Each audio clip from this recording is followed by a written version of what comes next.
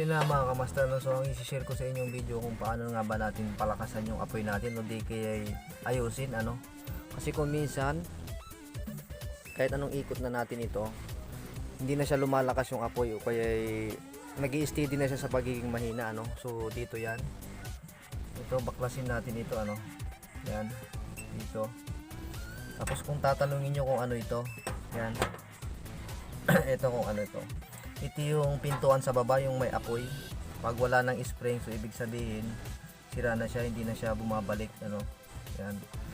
Tapos itong sa taas naman, ito yung pintuan sa taas ano. Yan, may spring siya. Pag wala na ring spring ito, hindi ibig sabihin hindi na rin siya bumabalik sa pagkasarado niya ano. Yan. Tapos kung tatanungin niyo kung ano tong nasa taas, ito naman yung nasa taas ay kung po ito, kapag hinatak po natin, hinila natin ito ay kapag hinatak po natin ito ay ibig sabihin pasisingawin natin yung oven, pahihinaan natin yung temperature ng init ng oven natin ano. So maliwanag ba yun? At ito naman yung daanan ng pan regulator natin ano, ito yung lagay niya sa may tangke no? Yan.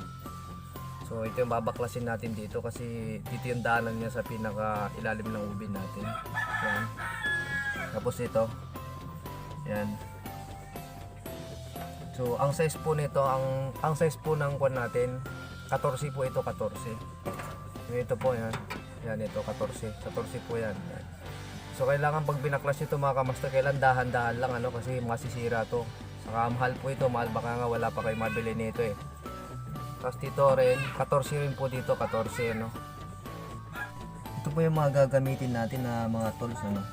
Yan. Ito yung mga 14 ano. Tapos ito naman 12 ano, 12 ito para dito. Yan, sa ilalim. Ngayon kapag wala kayong mga ganito, kailangan ito, pwede rin ito yan. Yan. Yan, pwede rin yan. Tapos ito naman, pwede rin ito. So baka hindi kayo marunong gumamit ito ano, mga kamaster no. So turo ko na rin ano yan. Yan, kahit anong kuan nito, tornilyo kaya niyang baklasin yan. Puti mo lang dito yan yan. So yun lang mga kamaster ano. So kung tatanungin nyo mga kamaster kung ilang tray ang laman ng oven natin na ayusin natin, 12 tray capacity po ito ano. 12 tray po ang laman nito ang ayusin natin yan. Tapos dito naman 14 din po ito, 14 yan. So ito 15 ito 15 yan, 15 ito. Ito 15 po ito yan. Hindi siya magkasya yan. Sa baba 15 po sa baba ano, 15 yung kwan niya, size ng kwan natin. Babaklasin natin ano. So ito yung lilinisin natin sa ilalim ano, yan sa ito. So ito yung daanan niya yan. So umpisan na natin yan ano.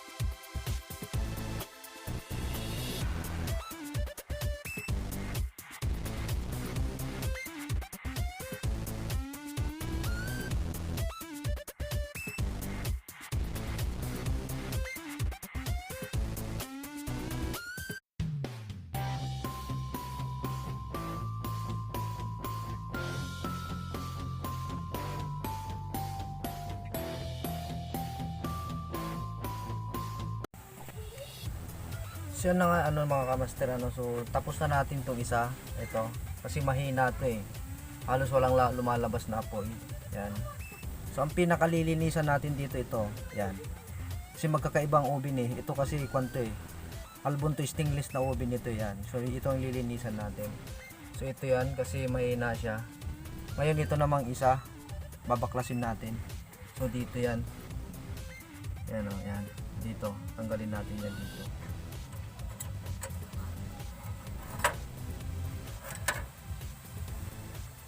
So kapag natapos yung nabaklas mga kamaster, ano, so ito, baklasin nyo ulit ito.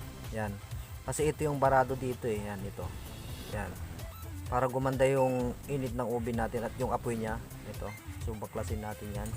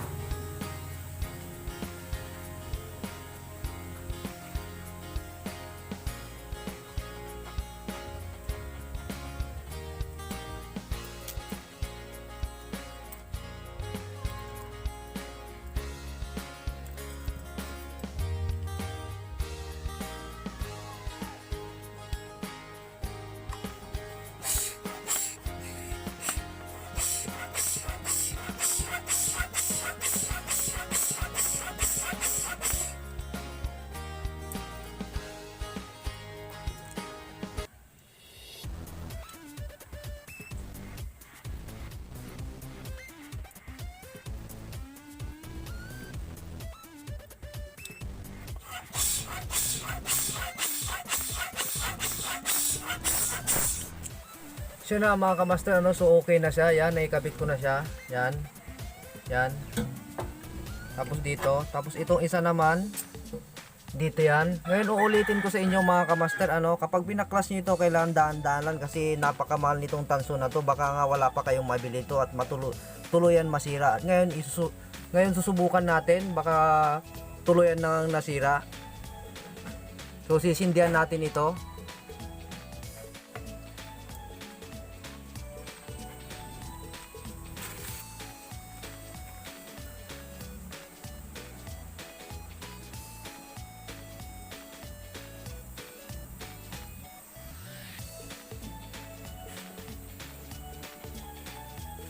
So yun na mga kamaster, ano, yan. So okay na siya. So ito kasi napakain to, ayaw mapalakasan. So okay na po siya, parehas na po siya ng lakas. So yun lang pong may share kong video sa inyo at sana may natutunan kayo at maraming salamat sa panonood.